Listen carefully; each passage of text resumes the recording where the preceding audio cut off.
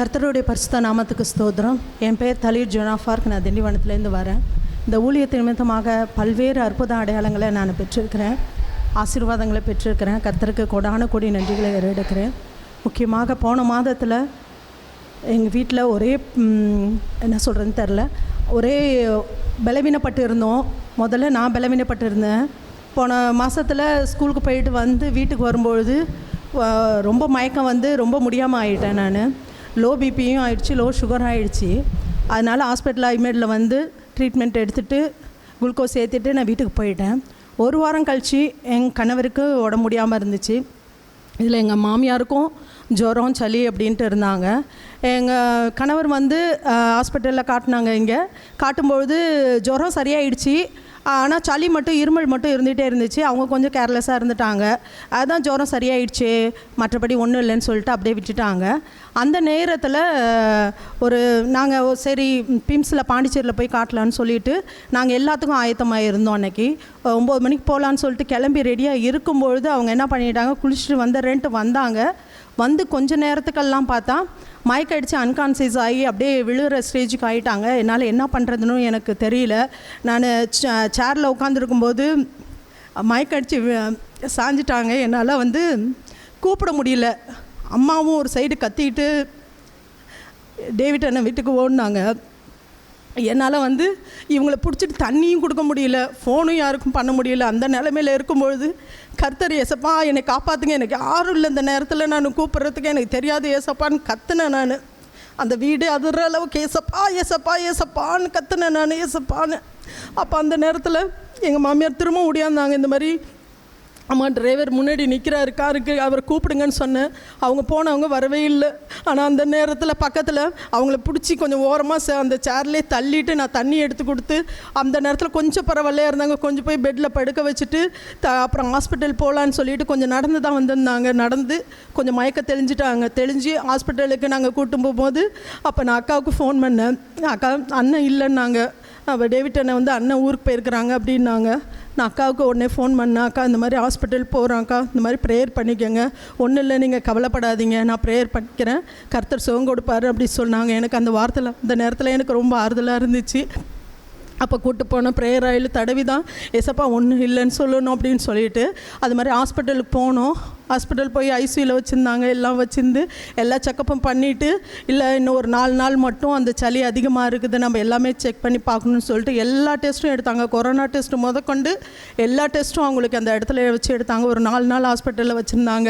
ஹாஸ்பிட்டலில் வச்சுட்டு அப்புறம் என்ன பண்ணாங்க, சரி நீங்கள் வீட்டுக்கு போங்க. நாங்கள் சொன்னோம் இப்போ கொஞ்சம் பரவாயில்லையா இருக்குது, எங்களை வீட்டில் அனுப்புங்க, பிள்ளைங்கள்லாம் இருக்கிறாங்கன்னு சொன்னதுக்கப்புறம் எங்களை வீட்டில் அனுப்புனாங்க. 2 நாள் கழிச்சு வாங்க, 2 நாள் மட்டும் மாத்திரை சாப்பிடுங்கன்னாங்க.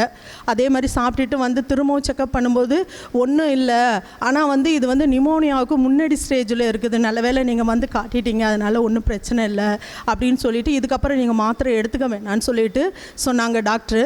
கர்த்தருக்கு அந்த நேரத்தில் நான் நன்றி சொன்னேன். நான் அதே மாதிரி அன்றைக்கி வந்து வீட்டில் வந்து உட்காந்துருக்க நேரத்தில் நான் ஒரு மாதிரி எனக்கு இருந்துச்சு. அப்போ வந்து நான் என்ன பண்ணேன், சாப்பிட்டுட்டு சரி தலைவலிக்குதுன்னு சொல்லிட்டு சாப்பிட்டுட்டு படுத்தோடனே திரும்பவும் எனக்கு மயக்கம் வாந்தி எடுத்து பயங்கரமாக வாந்தி எடுத்து ஒரு மாதிரி ஆகிட்டேன். அந்த நேரத்தில் ஏசப்பா எனக்கு தெரியாது, நான் இப்போ தான் வந்திருக்கிறேன், திரும்பவும் என்னை ஹாஸ்பிட்டலில் கூப்பிட்டு போகிறதுக்கு யாருமே இல்லை, நான் திரும்பவும் போக மாட்டேன் ஹாஸ்பிட்டலுக்கு, நீங்கள் தான் சுகம் கொடுக்கணும்னு சொல்லிவிட்டு அழுதுகிட்டே ப்ரேயர் ஆயில் தடவிட்டு பேசாமல் படுத்துட்டு திரும்பவும் கொஞ்சம் நேரம் கழிச்சு ஏஞ்சி எல்லா வேலைகளையும் செய்யும்படியாக கர்த்தர் கிருபை கொடுத்தாரு. போன மாதத்தில் இருந்த எல்லா பலவீனத்திலும் எங்கள் மாமியாருக்கும் சரி என் கணவருக்கும் சரி எனக்கும் பூரண விடுதலை கொடுத்த கர்த்தருக்கு நன்றி செலுத்துக்கிறேன். எனக்காக ஜெபிச்ச அண்ணனுக்கும் அக்காவுக்காகவும் நன்றி செலுத்துக்கிறேன். வந்து அண்ணனும் அக்காவும் தகப்பனே வந்து ஆறுதல் சொன்னாங்க, ஜெபிச்சாங்க, அதுக்காக கொடான கொடிய நன்றிகளை எடுக்கிறேன். எல்லாத்துக்கும் மேலே கர்த்தருக்கு அந்த நேரத்தில் எனக்கு தகப்பனே ராஜா ஏசப்பா கூட இருந்து என்னை வழி நடத்தினாங்க, அதற்காக நன்றி செலுத்துக்கிறேன். அந்த ஊழியத்து நிமித்தமாக அப்பா ஏசப்பா எல்லா காரியங்களும் எங்களோட பேசிகிட்டு இருக்கிறாங்க, அதற்காக நன்றி செலுத்துக்கிறேன். கர்த்தருக்கு கொடான கொடி நன்றிகள் அப்பா. நாமத்துக்கு மகிமை உண்டாவதாக.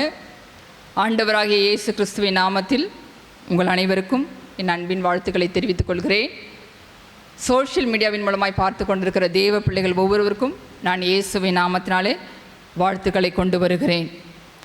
இந்த நாளிலுமாய் கர்த்தர் நம்மை ஆசீர்வதிக்க வேண்டும், நம்முடைய வாழ்க்கையிலே கர்த்தர் ஒரு அற்புதங்களை செய்ய வேண்டும், விடுதலை கொடுக்க வேண்டும் என்கிற எண்ணத்தோடு நாம் இந்த இடத்திலே ஜெபிக்கும்படியாய் கடந்து வந்திருக்கலாம். நாம் ஒருவேளை தீமைகளின் வழியாய் கடந்து போக வேண்டிய சூழ்நிலை நாம் காணப்படலாம். பொல்லாத மனிதர்களாலே நமக்கு தீங்குகள் வரலாம். அது மாத்திரமல்ல, சொந்த குடும்பத்தாராலே நமக்கு தீமைகள் வந்து கொண்டிருக்கலாம். வியாதினாலே நாம் தீமைகள் அனுபவித்து கொண்டிருக்கலாம். அது மாத்திரமல்ல, மந்திரவாதிகளினாலே சத்ருவினாலே பலவிதமான தீமைகளை நாம் அனுபவித்து கொண்டிருக்கலாம். எந்த தீமையிலே நாம் வாழ்ந்து கொண்டிருந்தாலும், அந்த தீமைகளின் மத்தியே நாம் கடந்து சென்றாலும், அவற்றிலிருந்து நம்மை விடுவிப்பதற்கு நம் ஆண்டவராகிய இயேசு கிறிஸ்து வல்லமை உள்ளவராய் இருக்கிறார். இந்த நாளிலுமாய் கர்த்தர் நமக்கு கொடுக்கிற ஒரு வாக்குத்தத்தம் செப்பனியா 3ஆம் அதிகாரம் 15வது வசனம். கர்த்தர் உன் ஆக்கினைகளை அகற்றி உன் சத்துருக்களை விலக்கினார். இஸ்ரவேலின் ராஜாவாகிய கர்த்தர் உன் நடுவிலே இருக்கிறார். இனி தீங்கை காணாதிருப்பாய். கர்த்தர் நம்மை பார்த்து சொல்லுகிறார், இஸ்ரவேலின் ராஜாவாகிய கர்த்தர் உன் நடுவில் இருக்கிறார். இனி தீங்கை காணாதிருப்பாய். பாருங்கள், நம்முடைய வாழ்க்கையில் பலவிதமான பிரச்சனைகள் இருந்தாலும், தீமைகள் இருந்தாலும், கர்த்தர் நம்மை ஆறுதல் படுத்தும்படியாய் இனி தீங்கை காணாதிருப்பேன் என்று சொல்லி வாக்குத்தத்தம் செய்கிறார். அவர் வாக்குத்தத்தம் செய்தவர், வாக்கு மாறாதவர். அவருடைய வாக்குத்தத்தங்கள் எல்லாம் இயேசு கிறிஸ்துவுக்குள் ஆம் என்றும் ஆமேன் என்றும் இருக்கிறது. கர்த்தர் நம்மை எல்லா தீங்குக்கும் விலக்கி காப்பார் என்று சொல்லி வேத வசனம் சொல்லுகிறது.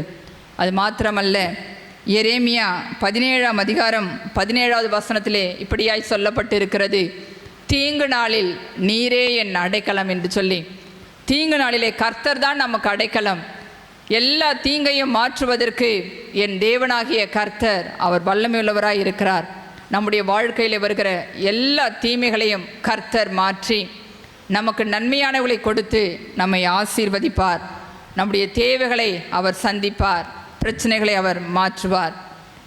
நாம் பலவிதமான தீங்குகளின் வழியாய் கடந்து சென்றாலும் ஒரு சில காரியங்களை குறித்து இந்த நாளிலே நாம் தியானிக்கலாம். தீங்கு எப்படி நமக்கு வருகிறது, யார் மூலமாய் நமக்கு தீங்கு வருகிறது, அவற்றிலிருந்து கர்த்தர் எப்படி நம்மை விடுதலை செய்கிறார் என்பதை குறித்து 3 காரியங்களை உங்கள் மத்தியில் கொண்டு வந்து நான் சொல்லுவதற்கு வாஞ்சிக்கிறேன்.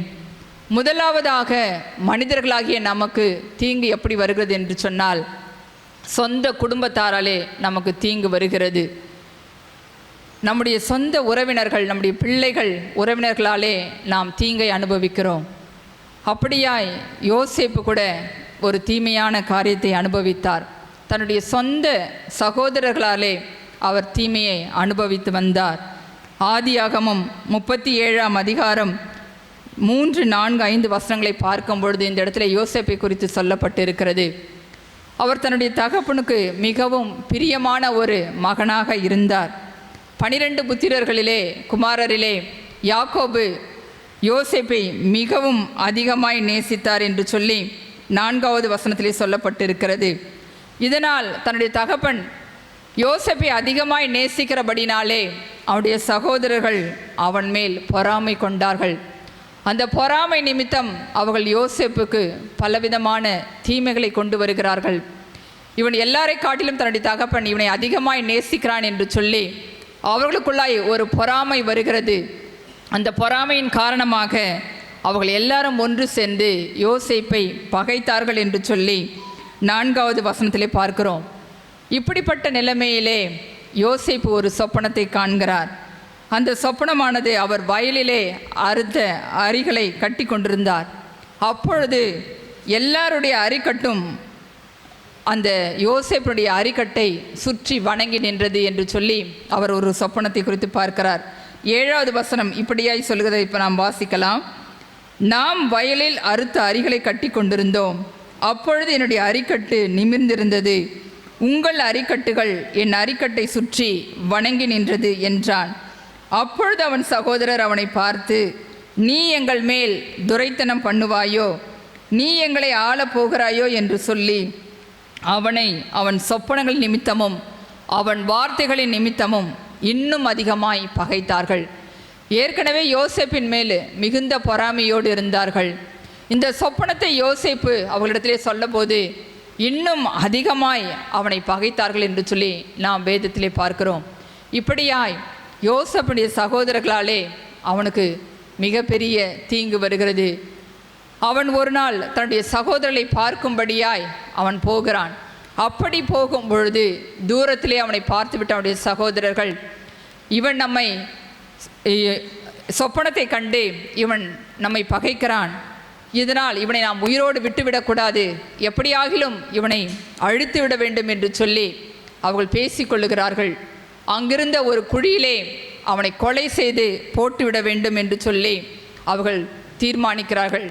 இதை அவனுடைய சகோதரன் ரூபன் கேட்டபொழுது எப்படியாகிலும் தன்னுடைய சகோதரனை அவன் காப்பாற்ற வேண்டும் என்ற எண்ணத்தோடு அவன் சொல்லுகிறான் மற்றவர்களை பார்த்து, இவனை கொலை செய்ய வேண்டாம், யோசேப்பை இந்த தண்ணீர் இல்லாத வெறும் குழியிலே போட்டு விடலாம் என்று சொல்லுகிறான். அப்படியாய் அவர்கள் யோசேப்பு அவனிடத்தில் வந்தபொழுது அவனை தூக்கி அந்த தண்ணீர் இல்லாத குழியிலே போட்டு விடுகிறார்கள். கொஞ்ச நேரம் கழித்து அவர்கள் சாப்பிட உட்கார்ந்த பொழுது அங்கு எதிரிலே இஸ்மவேலர்கள் வருகிறார்கள். அவர்கள் அதை பார்க்கிறார்கள். பார்த்துவிட்டு யூதா சொல்லுகிறான், நம்முடைய சகோதரனை நாம் மறைப்பதினால் நமக்கு லாபம் ஒன்றுமில்லை, எனவே அவனை இந்த இஸ்மவேலர் கையிலே விற்று போடுவோம் என்று சொல்லி அவன் ஒரு ஆலோசனை கொடுக்கிறான். உடனே பாருங்கள், அவர்கள் எல்லாரும் ஒன்று சேர்ந்து அந்த குழியிலிருந்து யோசேப்பை தூக்கி எடுத்து அந்த இஸ்மவேலர்கள் கையிலே அவனை 20 வெள்ளிக்காசுக்கு விற்று போடுகிறார்கள். இப்படியாய் யோசேப்பை அவர்கள் அவனுக்கு தீங்கு உண்டாக்கும்படியாக இனி அவனுடைய சொப்பனம் நிறைவேறாது என்கிற எண்ணத்தோடு கூட அவருடைய சகோதரர்கள் தங்களுடைய தகப்பனாருக்கு தெரியாமல் யோசேப்பை பகைத்து விற்றுவிடுகிறார்கள். இப்படியாய் யோசேப்பு அந்த அவர்களோடு கூட போகிறார்கள். அந்த மனிதர்கள் இஸ்மவேலர்கள் கொண்டு போய் அவனை மீதியானர் கையிலே போத்திபார் என்கிற மனுஷனிடத்திலே யோசேப்பை விற்று விடுகிறார்கள். போத்திபார் இடத்திலே அவன் ஒரு அடிமையாக யோசேப்பு வாழ்ந்து வருகிறான். இப்படி அவன் இருக்கும் பொழுது போத்திபாருடைய மனைவினாலே அவனுக்கு ஒரு தீங்கு வருகிறது. ஆனால் அவன் கர்த்தருக்கு பயந்து அந்த தீங்கு செய்யாதபடி தன்னை பரிசுத்தமாய் பாதுகாத்து கொண்டான். இது நிமித்தமாய் அந்த போத்திபாரின் மனைவி அவன் மேல் ஒரு பொய்யான குற்றத்தை சுமத்தி யோசேப்பை அவர்கள் சிறைச்சாலையிலே போட்டு விடுகிறார்கள். அவனுடைய நாட்கள் சிறைச்சாலையிலே இருக்கிறது. கர்த்தர் யோசேப்போடு கூட இருந்து சிறைச்சாலையிலே அந்த அதிகாரியுடைய கண்களிலே அவனுக்கு தயவு கிடைக்கும்படி செய்தார் என்று சொல்லி நாம் வேதத்திலே பார்க்க முடிகிறது. இப்படியாய் பாருங்கள், அங்கே இருக்கும்பொழுது ஒரு சொப்பனத்தை காண முடிகிறது. கர்த்தர் அந்த சொப்பனங்களுடைய அர்த்தத்தை யோசேப்பு அவர்களுக்கு சொன்ன பொழுது அதிலே ஒரு மனுஷனை அவர்கள் அந்த சிறைச்சாலைந்து விடுதலை செய்கிறார்கள். அவர்களிடத்திலே அவன் சொல்லுகிறான், நீங்கள் வெளியே சென்ற பிறகு நான் அநியாயமாக இந்த சிறைச்சாலையில் வந்து விட்டேன், என்னை எப்படியாகிலும் நீங்கள் இங்கிருந்து வெளியே கொண்டு விடுங்கள் என்று சொல்லும் பொழுது அவன் அதை கேட்டு அவன் சரி என்று சொல்லுகிறான். ஆனால் அவனும் மறந்து விடுகிறான். ஏற்ற நேரம் வரும் பொழுது பாருங்க, கர்த்தர் யோசேப்பை அந்த சிறைச்சாலையிலிருந்து வெளியிலே கொண்டு வருகிறார். கொண்டு வருவது மாத்திரமல்ல, பார்வோனுக்கு கர்த்தர் ஒரு சொப்பனத்தை அருளி செய்து அதற்குரிய அர்த்தத்தை யோசேப்பு சொல்லும் பொழுது அந்த பார்வோன் அவனை ஒரு முதன்மையான ஒரு பிரதானியாக அந்த தேசத்திலே, எகிப்து தேசத்திலே அவனை உயர்த்தினான் என்று சொல்லி நாம் வேத வசனங்களின் வாயிலாக அறிந்து கொள்ள முடிகிறது. இப்படியாய் பலவிதமான தீங்குகளின் வழியாய் யோசேப்பு கடந்து போகிறார். ஆனாலும் கர்த்தர் அவரை கைவிடவில்லை. காரணம், யோசேப்பு கர்த்தரோடு கூட இருந்தார். கர்த்தரும் யோசேப்போடு கூட இருந்தார்.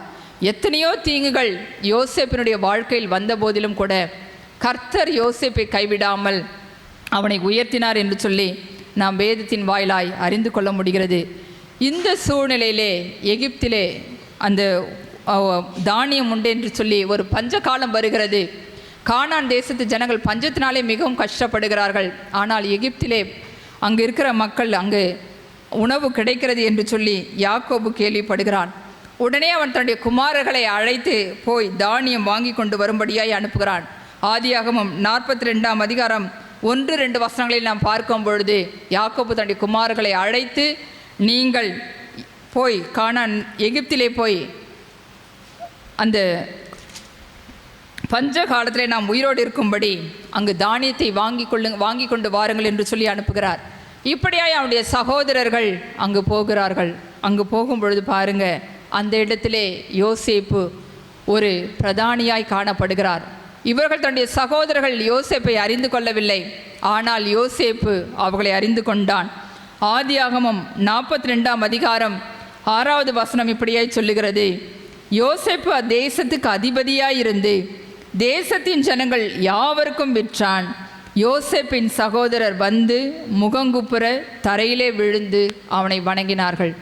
பாருங்க, கர்த்தர் அவனுக்கு கொடுத்த அந்த சொப்பனம் இந்த இடத்திலே நிறைவேறுவதை நாம் பார்க்கிறோம். அவனுடைய சகோதரர்கள் சொல்லுகிறார்கள், நீ என்னை துரைத்தனம் பண்ணுவாயோ, நீ எங்களை ஆளப்போகிறாயோ என்று சொல்லி யோசேப்பை குறித்து அவர்கள் பேசுகிறார்கள். ஆனால் கர்த்தர் சொன்ன கொடுத்த அந்த சொப்பனத்தின்படி, அவனுக்கு கொடுத்த வார்த்தையின்படி இந்த இடத்திலே அவனுடைய சகோதரர்கள் வந்து அவனை வணங்குகிறார்கள். ஆனால் அவர்களுக்கு அவன் யோசேப்பு என்று தெரியாது.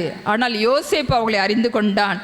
9வது வசனம் எப்படியாய் சொல்லுகிறது, யோசேப்பு அவர்களை குறித்து தான் கண்ட சொப்பனங்களை நினைத்து அவன் அறிந்து கொள்கிறான். அந்த சொப்பனத்தை கர்த்தர் யோசேப்புக்கு கொண்டு வருகிறார். அவனுக்கு கொடுத்த சொப்பனத்தை அந்த நேரத்திலே கர்த்தர் யோசேப்புக்கு உணர்த்துகிறார்.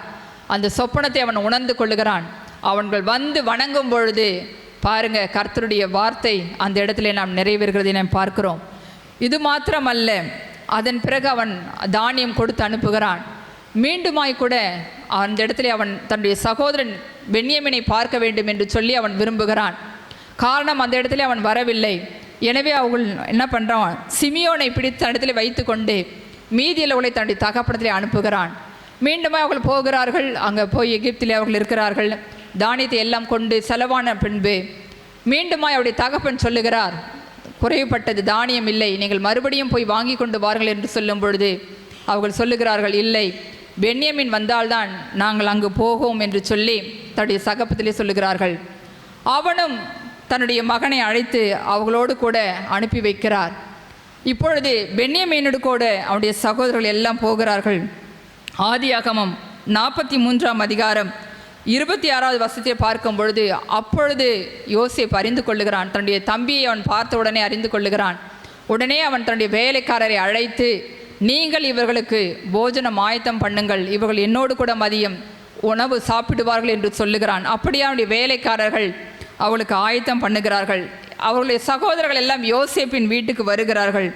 அப்படி வந்த பொழுது 26வது வசனம் எப்படியாய் சொல்லுகிறது, யோசேப்பு வீட்டுக்கு வந்தபோது அவர்கள் தங்கள் கையில் இருந்த காணிக்கையை வீட்டுக்குள் அவனிடத்தில் கொண்டு போய் வைத்து தரை மட்டும் குனிந்து அவனை வணங்கினார்கள்.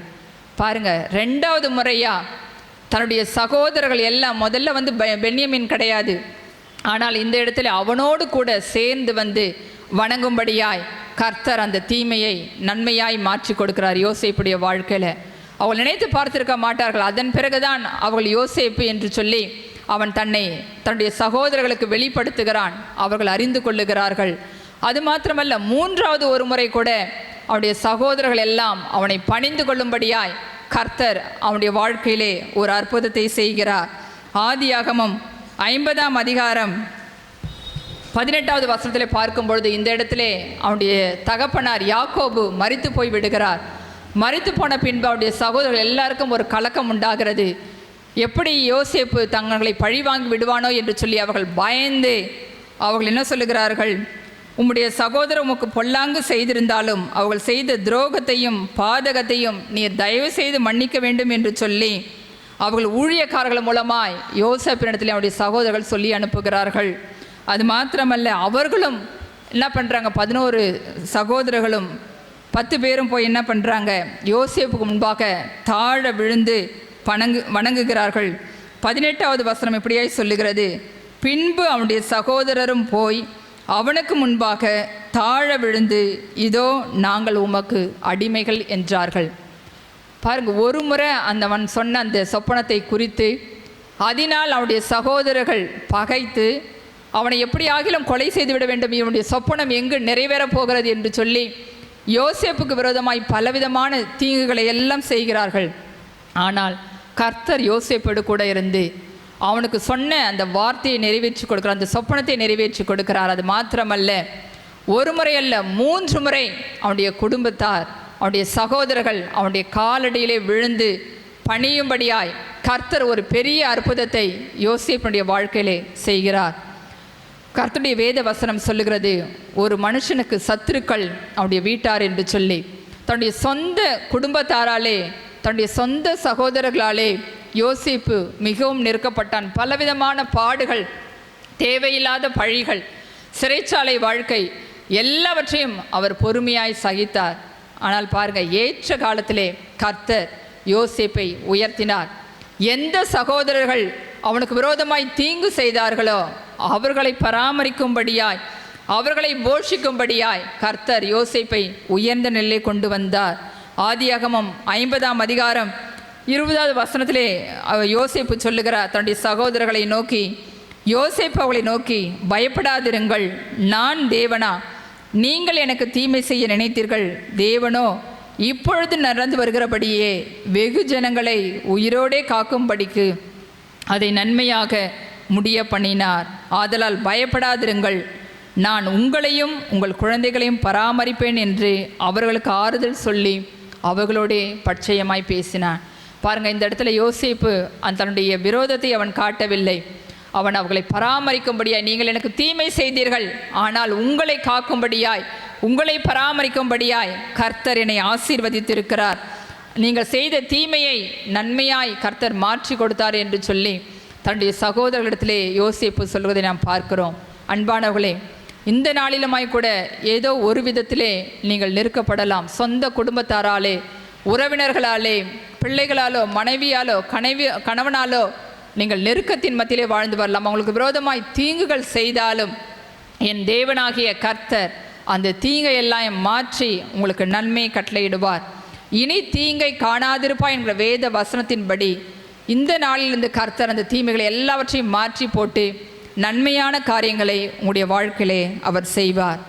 இரண்டாவதாக நாம் ஒரு தீங்கை குறித்து பார்க்கலாம். பொல்லாத மனிதர்களாலே நமக்கு தீங்குகள் வரலாம். பாருங்கள், இன்றைக்கு தேவையில்லாமல் மனிதர்கள் நமக்கு விரோதமாய் அவர்கள் எழும்புகிறதை நாம் பார்க்கிறோம்.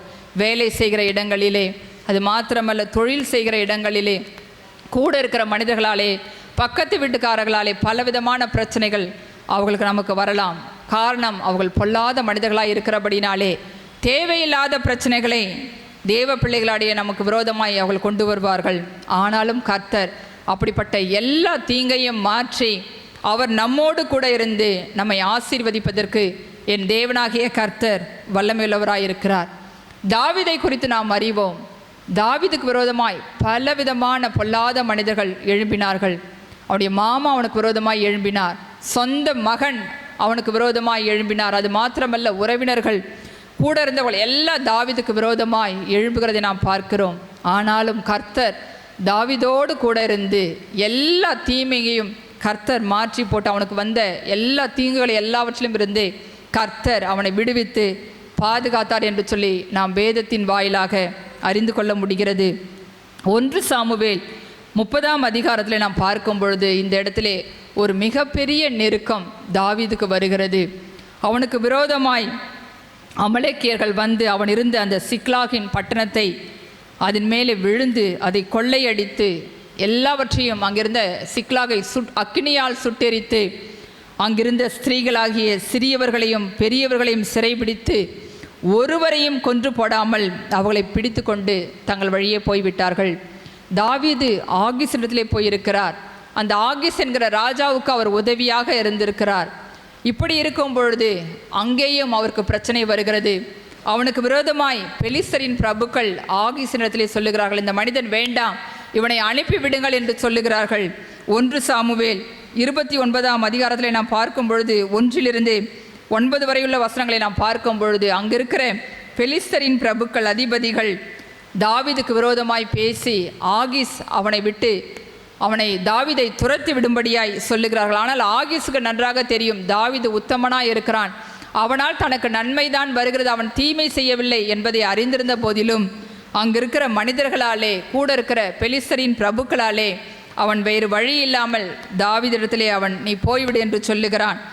1 சாமுவேல் 29ஆம் அதிகாரம் 6வது வசனம் இப்படியாய் சொல்லுகிறது, அப்பொழுது ஆகீஸ் தாவீதை அழைத்து, நீ உத்தமன் என்றும் நீ பாளையத்தில் என்னோடே போக்கும் வரத்துமாய் இருக்கிறது என் பார்வைக்கு நல்லது என்றும் கர்த்தருடைய ஜீவனை கொண்டு சொல்லுகிறேன்.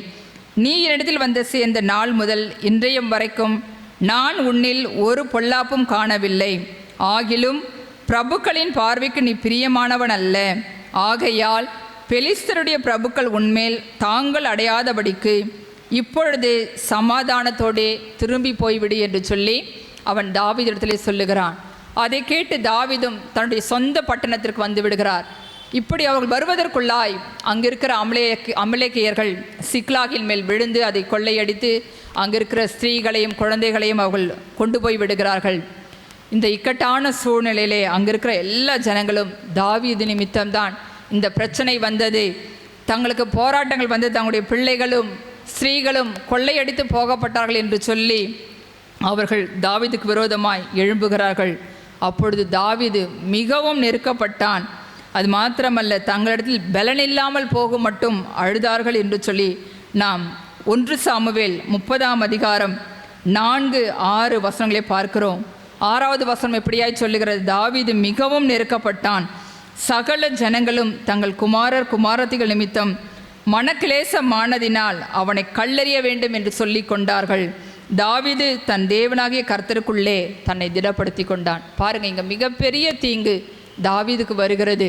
அவனை கல்லெறிந்து கொள்ள வேண்டும் என்று சொல்லி கூட இருக்கிற அவனுடைய நண்பர்கள், அவனுடைய அங்கே இருக்கிற எல்லாரும் சொல்லுகிறார்கள், இவனால் தான் எங்களுடைய குடும்பத்தினுடைய எல்லாரும் சிறைப்பிடித்து கொண்டு போய் விட்டார்கள், இவனை கல்லெறிய வேண்டும் என்று சொல்லி சொல்லும் பொழுது தாவீது மிகவும் நெருக்கப்படுகிறான். அவன் தன்னிடத்தில் பலனில்லாமல் போக மட்டும் அழுதான் என்று சொல்லி நாம் வேதத்தின் வாயிலாய் அறிந்து கொள்ள முடிகிறது. இந்த இக்கட்டான சூழ்நிலையிலே தாவீது கர்த்தரிடத்திலே போகிறார். கர்த்தர் அந்த தீங்கிலிருந்து தன்னை விடுவிக்கும்படியாய் அவர் கர்த்தரிடத்திலே கேட்கிறார். கர்த்தர் அவருக்கு மறு உத்தரவு அருளுகிறார். பாருங்க, தாவீது இழந்து போன எல்லாவற்றையும் திரும்ப பெற்றுக்கொண்டார். மறுபடியுமாய் அந்த அமலேக்கியரோடு அவர் போராடி அவர்கள் எல்லாவற்றையும் எதையெல்லாம் கொண்டு போனார்களோ எல்லாவற்றையும் திரும்ப பெற்றுக்கொண்டார். 19வது வசனம் எப்படியாய் சொல்லுகிறது, அவர்கள் கொள்ளையாடி கொண்டு போன எல்லாவற்றிலும் சிறியதிலும் பெரியதிலும் குமாரரிலும் குமாரத்திகளிலும் ஒன்றும் குறைவுபடாமல் எல்லாவற்றையும் தாவீது திருப்பி கொண்டான். காரணம், அவனுக்கு விரோதமாய் அந்த பொல்லாத மனிதர்கள் எழும்புகிறார்கள்.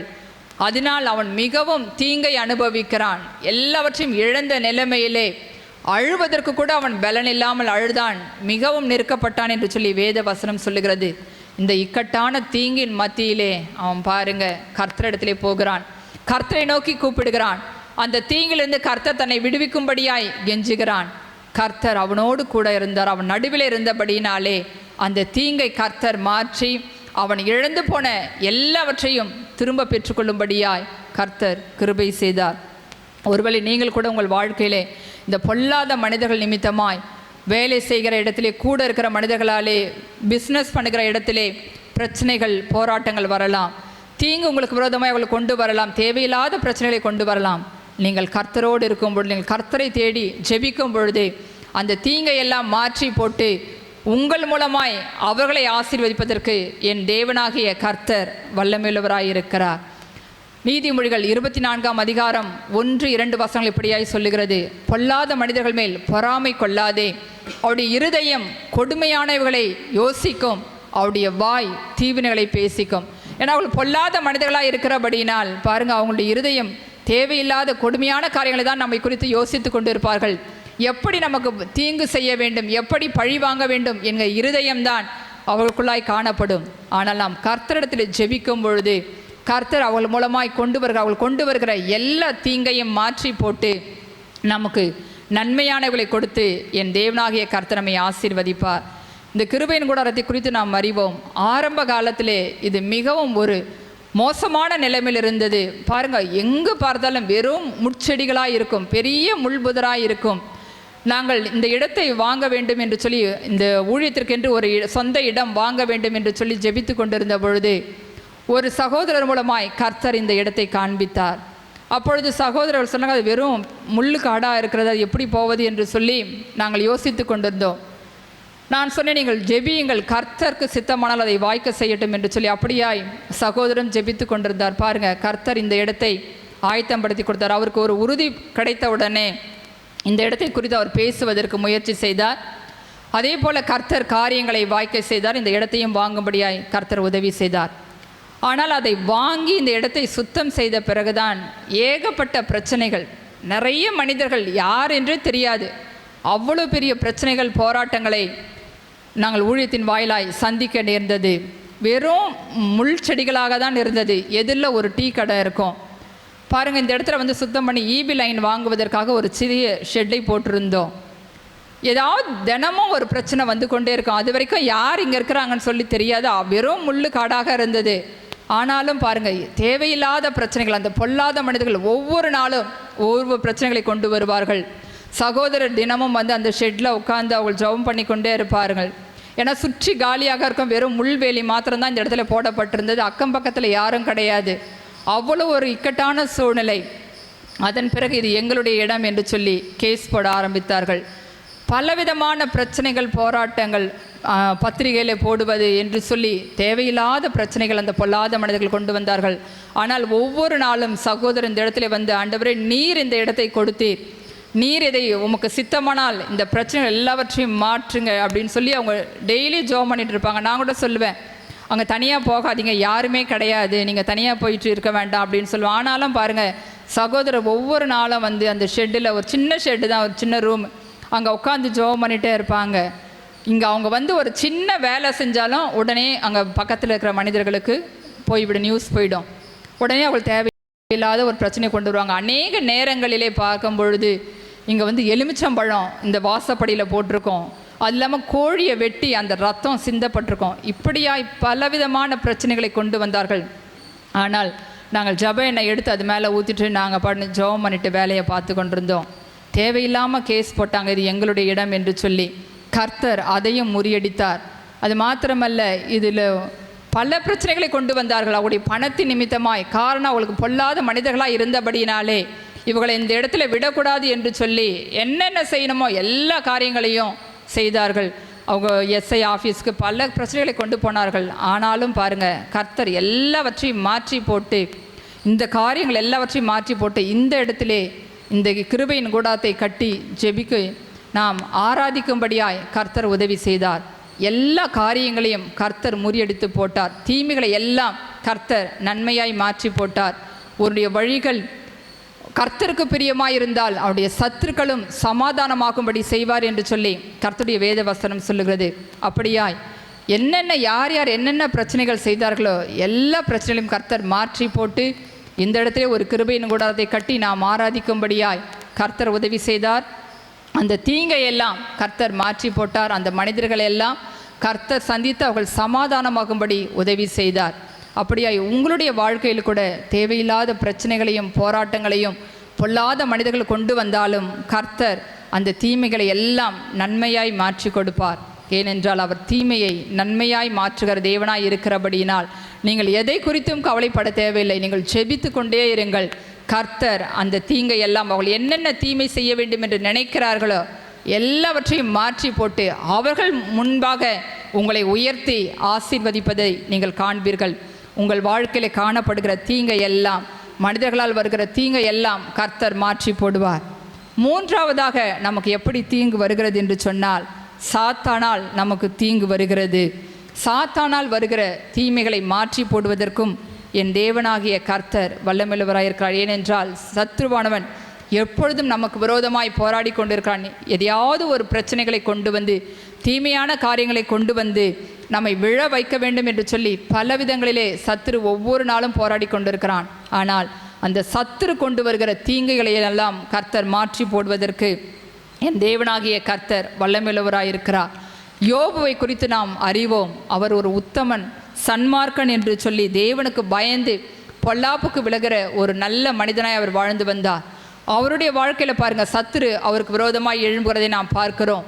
அவர் தேவனிடத்திலே வந்து, கர்த்தரிடத்திலே வந்து யோபுக்கு விரோதமாய் தீமையான காரியங்களை கொண்டு வந்து அவனை சோதிக்க வேண்டும் என்று சொல்லி அவர் உத்தரவு கேட்கிறார்.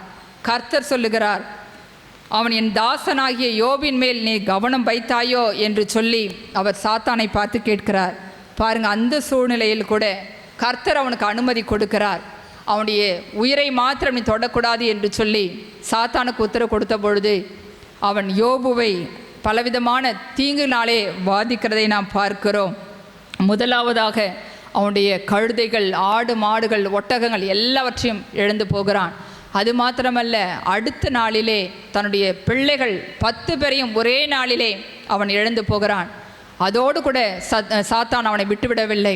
அவனுக்கு கொடிய பருக்களை கொண்டு வந்து அவன் மிகுந்த வேதனையின் மத்தியிலே அவன் கஷ்டப்படும்படியாய் மிகுந்த உபத்திரவத்தை, கொடுமையான தீங்கை யோபுடைய வாழ்க்கையிலே கொண்டு வந்து அவனை வேதனைப்படுத்துகிறதை நாம் பார்க்கிறோம். ஆனாலும் பாருங்க, அவன் கூட வந்து அவனுடைய மனைவி சொல்லுகிறாள், நீ இன்னும் உடைய உத்தமத்தில் நிற்கிறாயோ, கர்த்தரை தூஷித்து ஜீவனை விடும் என்று சொல்லி தன்னுடைய சொந்த மனைவி யோபு இடத்திலே அவள் பேசுகிறாள். ஆனால் பாருங்க, இந்த எல்லா தீங்கின் காலத்திலும் கூட யோபு ஒரு வார்த்தை கூட சொல்லவில்லை. அவர் கர்த்தரை குறை சொல்லவில்லை. அவர் சொல்லுகிறார், தேவன் கையிலே நன்மையை பெற்ற நாம் தீமையும் பெற வேண்டாமோ என்று சொல்லி தன் உதடுகளினாலே யோபு பாவம் செய்யவில்லை என்று சொல்லி நாம் பார்க்கிறோம். இந்த இக்கட்டான சூழ்நிலை சாத்தானால் யோபு மிகவும் பாதிக்கப்படும் பொழுது, தீமையான காரியங்கள் அவனுடைய வாழ்க்கையில் வரும்பொழுது கூட அவர் கர்த்தருக்கு பயந்து உண்மையாக இருக்கிறார். கர்த்தர் யோபோடே கூட இருக்கிறார். அவனுக்கு சாத்தான் கொண்டு வருகிற எல்லா தீங்கையும் கர்த்தர் மாற்றி போடுகிறார். பலவிதமான நெருக்கங்கள், அவருடைய நண்பர்கள் அவர்களும் யோபை குறித்து கேவலமாய் பேசுகிறாள். ஒரு புறத்திலே மனைவி பாருங்கள், ரொம்ப அவனை வேதனைப்படுத்தி இருப்பார்கள். அவனுடைய தீங்கு சொல்ல முடியாது என்று சொல்லி நாம் வேதத்திலே பார்க்கிறோம். அந்த இக்கட்டான நிலைமையிலே, எல்லாவற்றையும் எழுந்து போன நிலைமையிலே, தன்னுடைய சரீரத்தில் காணப்பட்ட மிகுந்த உபத்திரவத்தின் மத்தியிலே, வேதனையின் மத்தியிலும் கூட பாருங்க, யோபு கர்த்தரை அவர் தூஷிக்கவில்லை, தன்னுடைய உதடுகளினாலே பாவம் செய்யவில்லை. இந்த தீங்கை எல்லாம் கர்த்தர் அனுமதித்திருக்கிறார், அதை அவர் எனக்கு நன்மையாய் மாற்றி கொடுப்பார் என்கிற விசுவாசத்தோடு அவர் தைரியமாக இருக்கிறார். பாருங்க, கர்த்தர் அந்த தீங்கை எல்லாம் மாற்றி போட்டு யோபுவை இரட்டிப்பாய் ஆசீர்வதித்தார் என்று சொல்லி நாம் வேதத்தின் வாயிலாக அறிந்து கொள்ள முடிகிறது. வெள்ளம் போல சத்துரு வரும்பொழுது ஆவியானவர் நமக்காய் கொடியேற்றுவார். அந்த சத்துரு கொண்டு வருகிற எல்லா தீமைகளையும் கர்த்தர் மாற்றி போடுவார் என்று சொல்லி நாம் வேதத்தின் வாயிலாக அறிந்து கொள்ள முடிகிறது. அது மாத்திரமல்ல, எபேசியர் 6ஆம் அதிகாரம் 11வது வசனத்திலே இப்படியாய் சொல்லப்பட்டிருக்கிறது, பிசாசின் தந்திரங்களை எதிர்த்து நிற்க திராணியுள்ளவர்களாகும்படி நீங்கள் தேவனுடைய சர்வாயுத வர்க்கத்தை தரித்து கொள்ளுங்கள். நாம் பிசாசின் தந்திரங்களை எதிர்த்து நிற்க வேண்டும் என்று சொன்னால் நம்ம தேவனுடைய சர்வாயுத வர்க்கத்தை தரித்து கொள்ள வேண்டும் என்று சொல்லி அப்போஸ்தலனாகிய பவுல் நமக்கு தெளிவுபடுத்துகிறார். பாருங்கள், பிசாசினால் நம்மளுக்கு ஒவ்வொரு நாளும் போராட்டம் உண்டு. அந்த போராட்டங்களை நாம் மேற்கொள்ள வேண்டும் என்று சொன்னால் கர்த்தருடைய வேத வசனமாகிய ஆவியின் பட்டயத்தை நாம் எடுத்துக்கொண்டு நாம் ஜெபிக்கும் பொழுது அந்த சத்ருவினால் சாத்தானால் வருகிற எல்லா தீமைகளையும் கர்த்தர் மாற்றி போட்டு நம்மை ஆசீர்வதிப்பார். சத்ரு வெட்கப்பட்டு போகும்படியாய் கர்த்தர் உங்களுடைய வாழ்க்கையிலே பெரிய காரியங்களை செய்வார். அன்பானவர்கள், நீங்கள் இந்த நாளிலே எந்த பிரச்சனையில் மத்தியில் இருந்தாலும், எப்படிப்பட்ட தீங்கை நீங்கள் அனுபவித்தாலும் கர்த்தர் அவற்றை மாற்றுவதற்கு வல்லமையுள்ளவராயிருக்கிறார். ஒருவேளை சொந்த குடும்பத்தினராலே நீங்கள் தீமைகளை அனுபவித்திருக்கலாம், பொல்லாத மனிதர்களாலே உங்களுக்கு தீங்குகளை அனுபவித்து கொண்டிருக்கலாம். அது மாத்திரமல்ல, பிசாசினாலே நீங்கள் தீமையான காரியங்களை அனுபவித்து வரலாம். எப்படிப்பட்ட நிலைமையாக இருந்தாலும் கர்த்தர் இனி தீங்கை காணாதிருப்பாய் என்று சொல்லுகிறார். நாம் தீங்கை காணாதிருக்க வேண்டும் என்று சொன்னால் அந்த வசனத்தின் முன்பகுதி இப்படியாய் சொல்லுகிறது, இஸ்ரவேலின் ராஜாவாகிய கர்த்தர் உன் நடுவிலே இருக்கிறார். கர்த்தர் நம் நடுவிலே இருக்கும் பொழுது நாம் தீங்கை காணாமல் இருக்க முடியும். கர்த்தர் நம்மோடு கூட இல்லாவிட்டால் நிச்சயம் தீமையான காரியங்கள் நம்முடைய வாழ்க்கையில் வரும். அப்படிப்பட்ட காரியங்கள் இல்லாதபடி நாம் கர்த்தரை உறுதியாய் பிடித்து கொள்ள வேண்டும். கர்த்தர் நம்மோடு கூட இருக்கும்படியாய் நாம் ஜபத்திலும் வேத வாசிப்பிலும் நெருங்கி ஜீவிக்கும் பொழுது நமக்கு எதிராய் வருகிற எல்லா தீமைகளையும் கர்த்தர் மாற்றி போடுவார். எந்த மனிதர்கள் நமக்கு தீங்குகளை செய்தாலும், மந்திரவாதிகள் எத்தகையான தீமைகள் செய்தாலும், நமக்கு எப்படி விதமான போராட்டங்கள் வந்தாலும் அந்த தீங்குகள் எல்லாவற்றையும் மாற்றி நம்மை ஆசீர்வதிப்பதற்கு என் ஆண்டவராகிய இயேசு கிறிஸ்து வல்லமையுள்ளவராயிருக்கிறார். இனி வருகிற நாட்களிலே நீ தீங்கை காணாதிருப்பாய் என்ற வேத வசனத்தின்படி கர்த்தர் உங்கள் வாழ்க்கையிலே காணப்படுகிற எல்லா தீங்கையும் மாற்றி போட்டு உங்களை ஆசீர்வதித்து உங்களுக்கு விரோதமாய் எழும்பினவர்கள் மத்தியிலே கர்த்தர் உங்கள் தலையை உயர்த்தி உங்களை ஆசீர்வதிப்பார். கர்த்தர் தாமே இந்த வேத வசனங்களை ஆசீர்வதிப்பாராக. நாம் ஜெபிக்கலாம். அன்பின் தகப்பனே, நன்றியோடு துதிக்கிறேன் ஆண்டவரே, ஸ்தோத்திரிக்கிறேன் அப்பா. இஸ்ரவேலின் ராஜாவாகிய கர்த்தர் உன் நடுவிலே இருக்கிறார், இனி தீங்கை காணாதிருப்பாய் என்று சொன்னீரே. அந்த வேத வசனத்தின்படி ஆண்டவரே நாங்கள் உடைய வார்த்தையை விசுவாசிக்கிறோம். ஆண்டவரே, யாரெல்லாம் தன்னுடைய சொந்த குடும்பத்தாராலே ஆண்டவரே தீமைகளை அனுபவித்து வருகிறார்களோ, என் தேவனாகிய கர்த்தர் இந்த நாளிலே அப்பா நீர் ஒரு விடுதலையை கொடுக்கும்படியாய் நான் ஜெபிக்கிறேன். எப்படி யோசேப்பை ஆண்டவரே அவருடைய சகோதரர்கள் பகைத்தார்கள், என் தேவனாகிய கர்த்தர் நீர் அவர்களோடு கூட இருந்த ஆண்டவரே அவனை உயர்த்தினீர். அவர்கள் அவனுக்கு தீமை செய்தாலும் நீர் அதை நன்மையாய் மாற்றினீர் ஆண்டவரே. அவனுக்கென்று நீர் கொடுத்த சொப்பனத்தை நிறைவேற்றி கொடுத்து அவனுடைய சகோதரர் மத்தியில் நீர் அவனை உயர்த்தினது போல உம்முடைய பிள்ளைகளுடைய வாழ்க்கையில் ஆண்டவரே யாரெல்லாம் அவளுக்கு விரோதமாய் எழும்புகிறார்களோ அவர்களை மத்தியில் நீர் அவளை உயர்த்தி ஆசீர்வதிக்கும்படியாய் நான் ஜெபிக்கிறேன். யோசேப்பை ஆசீர்வதித்த என் தேவன் ஆண்டவரே உம்முடைய பிள்ளைகளையும் ஆண்டவருடைய குடும்பத்தார் மத்தியில் நீர் உயர்த்தி ஆசீர்வதிங்கப்பா. அது மாத்திரமல்ல, பொல்லாத மனிதர்களாலே ஆண்டவரை ஏற்படுகிற தீமைகளை எல்லாம் நீங்கள் மாற்றி போடுங்க ஆண்டவரே. வேலை செய்கிற இடங்களிலே, தொழில் செய்கிற இடங்களிலே ஆண்டவரே, அது மாத்திரமல்ல மற்றவர்களாலே ஆண்டவரே தேவையில்லாத காரியங்கள் நிமித்தம் உம்முடைய பிள்ளைகள் ஆண்டவரை தீமையான காரியங்களை அனுபவித்து கொண்டிருக்கிறார்கள். என் தேவனாகிய கர்த்தர் ஒரு விசை இரக்கம் பாராட்டுங்க ஆண்டவரே. எப்படி தாவீது ஆண்டவரே தன்னுடைய மனிதர்களாலே எல்லாவற்றையும் இழந்து போனாலும் ஆண்டவரே நீர் கூட இருந்து அவனை இழந்து போன எல்லாவற்றையும் திருப்பி கொடுத்து அவனுடைய தீங்கை எல்லாம் மாற்றி போட்டு அவனை ஆசீர்வதித்தீர். அப்படியா உடைய பிள்ளைகளுக்கு விரோதமாக எழும்புகிற பொல்லாத மனிதர்கள் இயேசுவின் நாமத்தினாலே வெட்கப்பட்டு போகும்படியாய் நான் ஜெபிக்கிறேன் ஆண்டவரே. அப்பா நீர் அவளை தொடுங்க ஆண்டவரே. உடைய பிள்ளைகளுக்கு விரோதமாய் செய்யப்படுகிற காரியங்கள் இயேசுவின் நாமத்தினாலே வாய்க்காமல் போகட்டும். நீர் அவர்களோடு கூட இருந்து ஆண்டவரே இருக்கிறீர் என்பதை அந்த பொல்லாத மனிதர்கள் உணர்ந்து கொள்ளும்படியாய் என் தேவனாகிய கர்த்தருடைய தலையை நீர் உயர்த்துங்க ஆண்டவரே. உம்முடைய நாமத்தை நீங்கள் மகிமைப்படுத்தும்படியாய் நான் ஜெபிக்கிறேன் ஆண்டவரே. அவர்கள் கொண்டு வருகிற எல்லா தீமைக்கும் உம்முடைய பிள்ளைகளை நீர் விலக்கி பாதுகாத்து கொள்ளுங்க ஆண்டவரே. தீங்கின் காலத்திலும் நெருக்கத்தின் காலத்திலும் நீர் உம்முடைய பிள்ளைகளுக்கு சகாயராய் இருந்து வழிநடத்தும்படியாய் நான் ஜெபிக்கிறேன். அது மாத்திரமல்ல தகப்பனே, பொல்லாத சாத்தானாலே ஆண்டவரே அவள் தீங்கை அனுபவித்து கொண்டிருந்தாலும் என் தேவனாகிய கர்த்தர் இந்த நாளிலே ஒரு விடுதலையை கட்டளையிடுவீராக ஆண்டவரே. யோபுக்கு விரோதமாய் சாத்தான் எழுப்பி பலவிதமான காரியங்களை செய்த போதிலும் என் தேவனாகிய கர்த்தர் நீர் யோபுவை ஆண்டவரே இரட்டிப்பாய் ஆசீர்வதித்தீர். அவன் இழந்து போன எல்லாவற்றையும் திரும்ப கொடுத்தீர் ஆண்டவரே. அப்படியாய் உம்முடைய பிள்ளைகள் ஆண்டவரே பிசாசினாலே படுகிற வேதனைகள், பிரச்சனைகள், உபத்திரவங்கள் எல்லாவற்றிற்கும் இந்த நாளிலே நீர் ஒரு விடுதலையை கொடுப்பீராக ஆண்டவரே. சத்துரு வெட்கப்பட்டு போகும்படியாய் நீர் அவளை உயர்த்தி ஆசீர்வதிங்க ஆண்டவரே. அந்த தீமைகளை எல்லாவற்றையும் மாற்றி போடுங்க. நீர் அவர்களோடு கூட இருக்கிறீர் என்பதை ஆண்டவரே இந்த ஜனங்கள் புரிந்து கொள்ளும்படியாய் என் தேவனாகிய கர்த்தர் நீர் ஒரு அற்புதத்தை செய்யும்படியாய் நான் ஜெபிக்கிறேன். சத்துரு வெட்கப்பட்டு போகட்டும் இயேசுவின் நாமத்தினாலே. ஆவியானவர் நீர் ஆண்டவரே வெள்ளம் போல ஆண்டவரை கொடியேற்றுவீராக ஆண்டவரே. ஜனங்களுடைய பிள்ளைகள் வாழ்ந்திருக்க உதவி செய்யுங்க. சத்துருடைய சதித்திட்டங்கள் எல்லாவற்றையும் நீர் அகற்றி போடுங்க ஆண்டவரே. உடைய பிள்ளைகள் இனி வருகிற நாட்களில் தீங்கை காணாமல் ஆண்டவரே நீர் கொடுத்த வாக்கு தத்தத்தை அவருடைய வாழ்க்கையில் நிறைவேற்றி கொடுத்து ஒவ்வொருவரையும் நீர் ஆசீர்வதிக்கும்படியாய் நான் ஜெபிக்கிறேன். நீர் அப்படியே செய்வீர் என்று நான் விசுவாசிக்கிறேன் ஆண்டவரே. விசுவாசித்து உமக்கு நன்றி செலுத்துகிறேன். இயேசு கிறிஸ்துவின் வல்லமுள்ள நாமத்தில் ஜெபிக்கிறேன் நல்ல பிதாவே, ஆமேன்.